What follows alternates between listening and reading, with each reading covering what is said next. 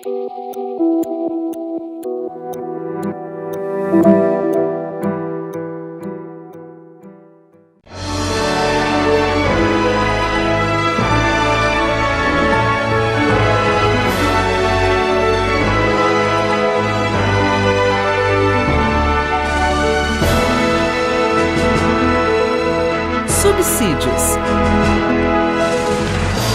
Lições Bíblicas Adultos.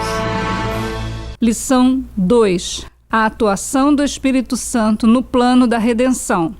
A paz do Senhor para todos, sejam todos bem-vindos à segunda lição do primeiro trimestre de 2021, que tem por título a lição, a atuação do Espírito Santo no plano da redenção.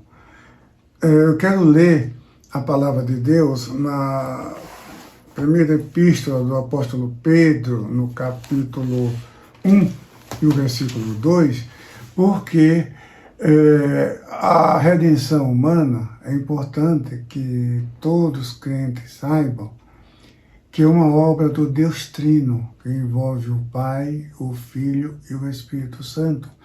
E o apóstolo Pedro fala disso aqui. Olha, 1 Pedro, capítulo 1, versículo 2. Eleitos, segundo a presciência de Deus Pai, em santificação do Espírito, para a obediência e a expressão do sangue de Jesus. Então, aqui fala da presciência de Deus Pai, fala do sangue de Jesus e fala da santificação do Espírito Santo. Essa é uma das diversas passagens bíblicas que falam da Trindade, da triunidade de Deus. Muito bem. E como a lição fala da atuação do Espírito Santo no plano da redenção, então é importante saber que a redenção foi planejada pelo Pai na eternidade, foi executada pelo Filho na cruz do Calvário, com a participação do Espírito Santo. Muito bem.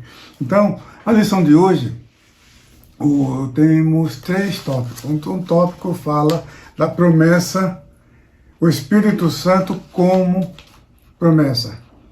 E o segundo, temos o Espírito Santo consola e ensina.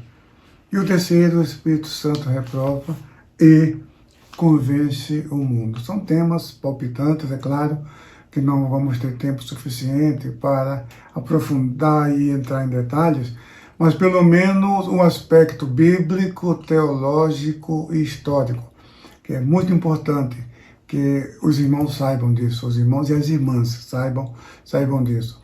Primeiro, o Espírito Santo já vem atuando no Antigo Testamento, de maneira diferenciada, é claro. Foi depois do Pentecostes que o Espírito Santo foi derramado sobre toda a carne, ou seja, todas as pessoas. O Espírito Santo, o derramamento do Espírito Santo é para todas as pessoas. Muito bem. Mas no Antigo Testamento, a gente observa que ele atuava usando pessoas ungidas, pessoas escolhidas, específicas, para um trabalho de Deus, para um trabalho específico, mas não ficava para sempre. E a atuação dele não era como aconteceu a partir de Pentecostes. E também a promessa do Messias, da vinda do Messias, ela está associada também à promessa do Espírito Santo, a vinda do Espírito Santo. Então nós temos no profeta Isaías, quando fala o Espírito do Senhor é sobre mim, lá em Isaías 61, por exemplo, que Jesus leu essa passagem na sinagoga de Nazaré. Então você vê o Espírito Santo acompanhando a obra de Jesus, o ministério de Jesus. Nós temos também o Espírito Santo sendo anunciado pelos profetas, o profeta Isaías, como já disse, o profeta Joel, que é mais específico. Joel é conhecido como profeta pentecostal. Também João Batista, no início do seu ministério, anunciou também a vinda do Espírito Santo. Não somente isso, ele foi mais específico ainda. Ele falou do batismo no Espírito Santo, que é tema da lição seguinte. Muito bem. Então, agora o tópico número 2, interessante, quando fala que o Espírito Santo ensina. O Espírito Santo é mestre também, é importante. Pouco se fala nisso, mas a Bíblia ensina isso. Quando Jesus disse, na passagem, na leitura em classe, você tem o texto de João, capítulo 16, versículos 13, capítulo 16, versículos 7 ao 13, quando Jesus diz, todavia, digo-vos a verdade, que convém que eu vá, porque se eu não for, o Consolador não virá a vós, mas se eu for, enviar-vos-ei. Então aqui está falando da vinda do Consolador, que é o próprio Espírito Santo. Muito bem. Agora, nós temos aqui um fator interessante, porque no tópico seguinte, quando o Espírito Santo tem por título, o Espírito Santo ensina e consola, ele como Consolador, a palavra é parakletos. Em grego, em português é paracletos. Essa palavra já está na língua portuguesa. Você pode pegar qualquer dicionário de língua portuguesa, você vai encontrar essa palavra. Temos até um hino que nós cantamos na ceia, que fala do paracleto, que é um dos nomes do Espírito Santo. Parakletos é o ajudador, um auxiliador, usado para advogado. Na verdade, essa palavra aparece 5 vezes só no Novo Testamento. 4 vezes no Evangelho de João. João 14, versículo 16. Essa palavra aparece quando Jesus usa pela primeira vez esse termo. Ele diz o seguinte, 14, e o versículo 16, olha aqui, diz assim, e eu rogarei ao Pai, e ele vos dará outro Consolador, para que fique convosco para sempre. Então está falando de outro Consolador, alguém igual a Jesus, é outro, um ser de mesma natureza, com as mesmas características, alguém à altura para dar sequência à obra que Jesus iniciou, e alguém que tem o mesmo poder para proteger e fortalecer e conduzir a igreja, o seu povo. Muito bem. Depois, no versículo 26, mas aquele Consolador, o Espírito Santo, que o Pai enviará em meu nome, vos ensinará todas as coisas e vos fará lembrar de tudo quanto vos tenho dito. Então nós temos aqui 2 características importantes que nós vamos analisar. Uma é sobre a processão do Espírito. Eu vou explicar isso daqui a pouco. Deixa eu primeiro explicar aqui o ensino. Aqui, olha. Ele vos ensinará. Quem ensina é ensinador, é mestre. E o Espírito Santo já vem atuando como mestre na história do povo de Israel. Nós encontramos isso no Antigo Testamento. O Salmo 143 e o versículo 10, interessante, uma mensagem que, olha o que diz o texto. Ensina-me a fazer a tua vontade, pois és o meu Deus. Guia-me o teu bom espírito por terra plana. Temos aqui aquele paralelismo poético, né? De expressar a mesma coisa de 2 maneiras diferentes. Primeiro fala, ensina-me a fazer a tua vontade, pois és o meu Deus. Aí a segunda parte do poema está dizendo a mesma coisa com outras palavras. Guia-me o teu bom espírito por terra. Então, o Espírito Santo, ele é Deus, pois ele ensina e ele guia, ele nos guia. Então aqui nós temos o Espírito Santo como Deus e como Mestre. Mas também no livro de Neemias, no capítulo 9 e o versículo 20, olha o que temos aqui.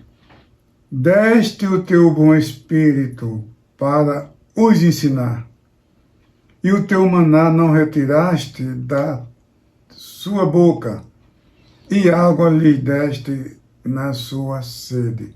Aqui é a oração de Neemias, está trazendo à memória os 40 anos da peregrinação dos filhos de Israel no Egito, e aí ele diz que o Espírito Santo os guiou e também ensinou. Ele guia e ele ensina. Então, o Espírito Santo é mestre, ele ensina. Agora tem um ponto interessante aqui nessa passagem, que aí vamos ter que entrar um pouco em teologia, a parte de teologia e também histórica. É sobre a processão do Espírito Santo. O que é isso? Ora, no início da lição, eu falei que a redenção humana é obra da Trindade, não é isso? Do Deus Trino, Pai, Filho e Espírito Santo. Muito bem. Então, o que acontece? Jesus, quando prometeu o Espírito Santo, ele falou que enviaria outro Consolador. É um ser que é igual a ele, portanto é Deus. Muito bem. Agora, um fato interessante é que a processão do Espírito Santo mostra que o Espírito Santo é procedente. Um dos pais da igreja, um dos pais capadócios, na verdade os pais capadócios, quem são eles? São Basílio de Cesareia, Gregório de Nissa e Gregório de Nazianzo. São esses chamados grandes capadócios, porque eram da Capadócia. Eles viveram na segunda metade do século IV. Muito bem. E a doutrina da Trindade, ela foi formulada e definida de uma vez para sempre com ele, a começar com Atanásio, que foi bispo de Alexandria. Mas Atanásio morreu antes. Atanásio morreu, parece que no ano 372, alguma coisa assim. Basílio de Cesareia morreu antes do concílio de Constantinopla, que foi realizado em 381, que definiu de uma vez para sempre a identidade do Espírito Santo. Muito bem. O que acontece é que Gregório de Nazianzo ensinou que o que distingue as três pessoas da Trindade, é importante que você saiba disso, é o seguinte: não é hierarquia, não é função, não. Os três são iguais em poder, glória e majestade. O que distingue é o seguinte, é que o Pai é ingênito, que isso quer dizer? Ingênito quer dizer ingerado, ou seja, não gerado. O Filho é gerado e o Espírito Santo procedente. Simplesmente isso. Então, o Pai ingênito, o Filho gerado e o Espírito Santo procedente. Muito bem. Mas o que acontece? Que o credo niceno-constantinopolitano, você tem isso na nossa declaração de fé. No final, nós temos um apêndice com os 5 credos gerais, universais. Muito bem. E ali fala que o Espírito Santo procede do Pai e do Filho. E o que acontece é que as igrejas ortodoxas, as igrejas orientais, acusam os bispos, as autoridades do Ocidente, de ter acrescentado ao credo essa expressão e do Filho, que no latim é filioque, Filioque é uma expressão latina que significa e do filho. Então eles dizem que essa expressão não é original, foi acrescentada posteriormente.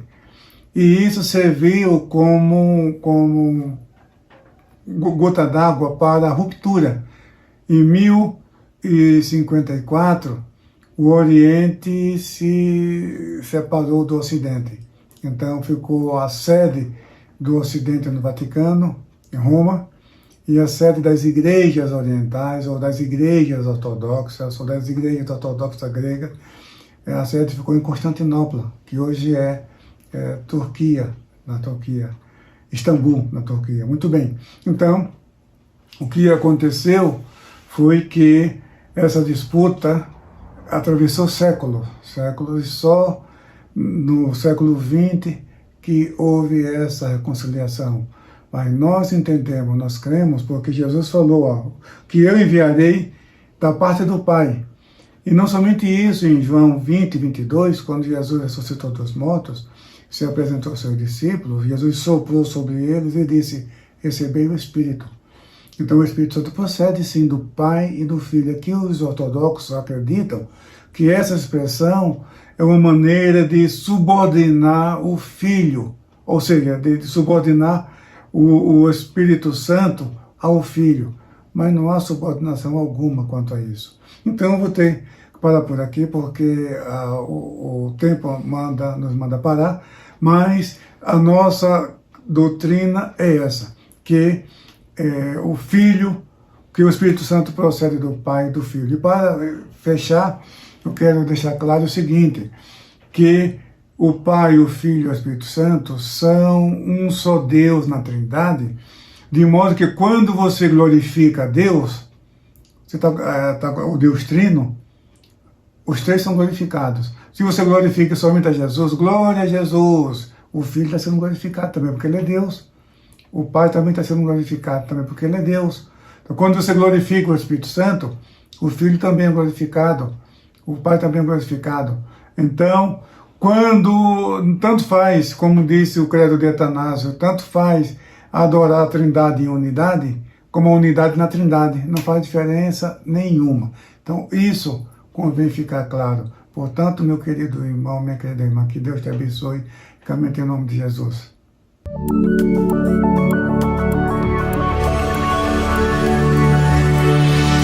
CPAD, a editora da Escola Dominical.